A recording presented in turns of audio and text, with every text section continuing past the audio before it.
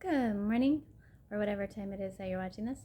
I just wanted to share some insights that I had while reading the Bible and things that I had been thinking about a certain verse when God said, I am who I am. That verse just kind of always confused me and I didn't totally understand it. And so I asked God to give me some insight, and I believe that He has, and that's just the way that God works. You ask and He answers. Ask and it'll be given to you. Seek and you shall find.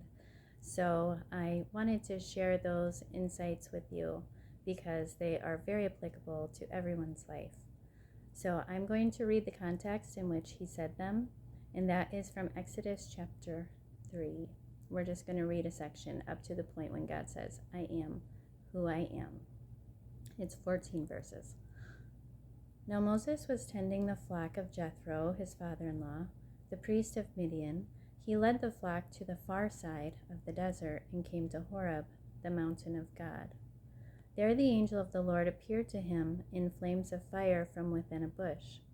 Moses saw that though the bush was on fire, it did not burn up. Moses thought, I will go over and see this strange sight, why the bush does not burn up. And make a little note of that. When the Lord saw that he had gone over to look, God called to him from within the bush, Moses, Moses. And Moses said, Here I am. Do not come any closer, God said. Take off your sandals, for the place where you are standing is holy ground. Then he said, I am the God of your father, the God of Abraham, the God of Isaac, and the God of Jacob. At this, Moses hid his face because he was afraid to look at God. Make a little note there. The Lord said, I have indeed seen the misery of my people in Egypt. I have heard their crying because of their slave drivers, and I am concerned about their suffering. So I have come down to rescue them from the hand of the Egyptians, and to bring them out of that land into a good and spacious land, a land flowing with milk and honey, the home of the Canaanites, Hittites, Amorites, Perizzites, Hivites, and Jebusites. And now the cry of the Israelites has reached me, and I have seen the way the Egyptians are oppressing them. So now go, I am sending you to Pharaoh to bring my people, the Israelites, out of Egypt. But Moses said to God, Who am I, that I should go to Pharaoh and bring the Israelites out of Egypt? And God said, I will be with you. And this will be a sign to you that it is I who have sent you. When you have brought the people out of Egypt, you will worship God on this mountain. Moses said to God, Suppose I go to the Israelites and say to them, The God of your fathers has sent me to you, and they ask me, What is his name? Then what shall I tell them? God said to Moses, I am who I am. This is what you are to say to the Israelites. I am has sent me to you. So a little bit of context of the revelation that I had gotten is I am a teacher's aide in 4th grade, which is just the most fun job. I love it so much. But we were in English class and we were talking about past, present, and future tenses. And it occurred to me, since I had read this verse recently and I had actually heard a sermon about it also, that I am is always in the present tense.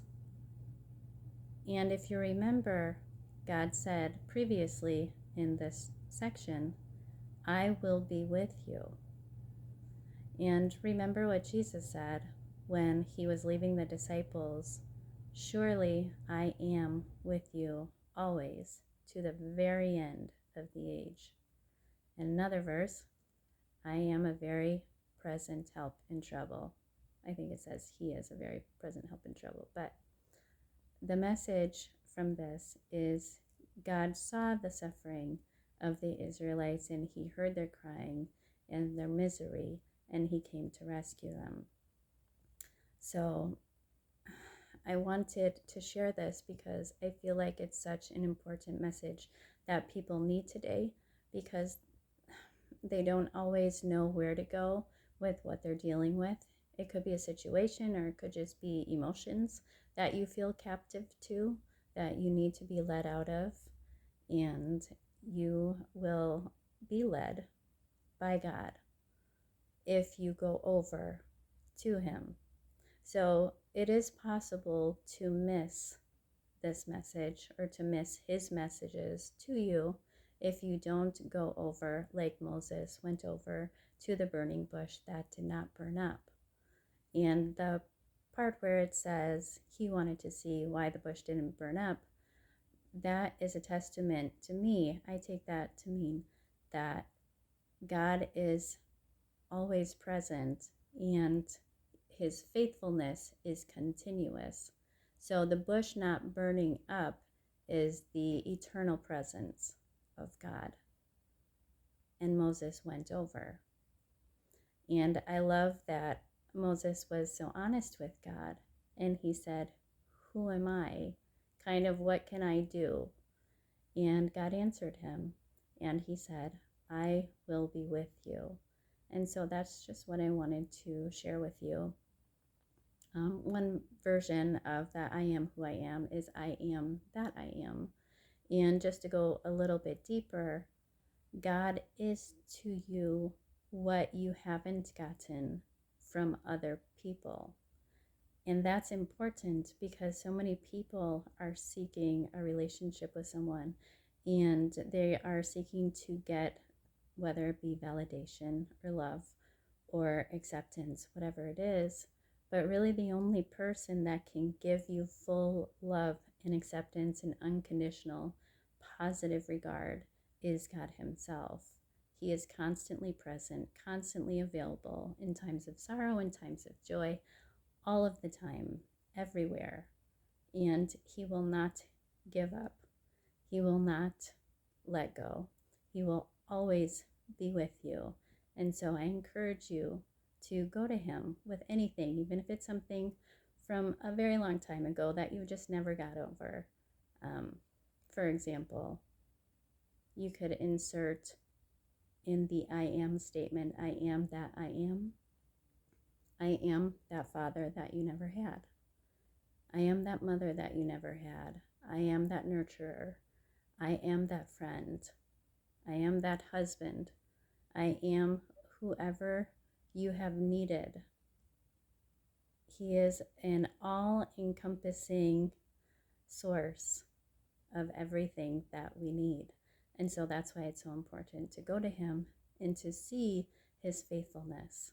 And so I just wanted to encourage you in that, and just know that God is with you in absolutely everything I am.